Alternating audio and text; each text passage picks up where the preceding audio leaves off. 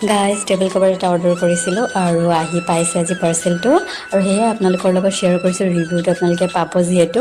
অলপ ইউজফুল হ'ব বুলি ভাবিলোঁ আৰু অৰ্ডাৰ কৰিছিলোঁ 362ৰ টেবল কভাৰ 6 ছিটাৰ হয় দেই আৰু একদম মানে ধুনীয়াই আহিছে কিন্তু মই অৰ্ডাৰ কৰিছিলোঁ অলপ লাইট কালাৰ আছিলে কালাৰটো বেছি ডাৰ্ক আহিলে হ'লেও মানে বেয়া লগা নাই ধুনীয়া লাগিছে টেবলটো যিহেতু হোৱাইট কালাৰৰ আছিলে আৰু মোৰ চিন্তা পটককৈ লেতেৰা হ'ব বুলি আৰু লৰালৰিকৈ অৰ্ডাৰ কৰিছোঁ চকুৰ সন্মুখত যিটো কৰিছে মানে ভাল লাগিছিলে এইটো কালাৰে অলপ লাইট আছিলে কিন্তু পাৰ্চেলটো যেতিয়া খুলি চালোঁ অলপ ডাৰ্ক আহিছে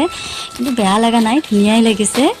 362 ঠিকে আছে আৰু ধুবলৈও ভাল হ'ব কাপোৰটো মানে বহুত মানে সফট হয় আৰু কাপোৰটো পলিষ্টাৰ কাপোৰৰ হয় কটনৰ হ'লেতো দাগ লাগিলে পটককৈ উঠিবলৈ নিবিচাৰে ডেইলি ইউজৰ কাৰণে পলিষ্টাৰ কাপোৰবোৰ ভাল হয় মোৰ মতে আৰু দাগ লাগিলেও পটককৈ ধুই দিলে মানে উঠি যায় দাগবোৰ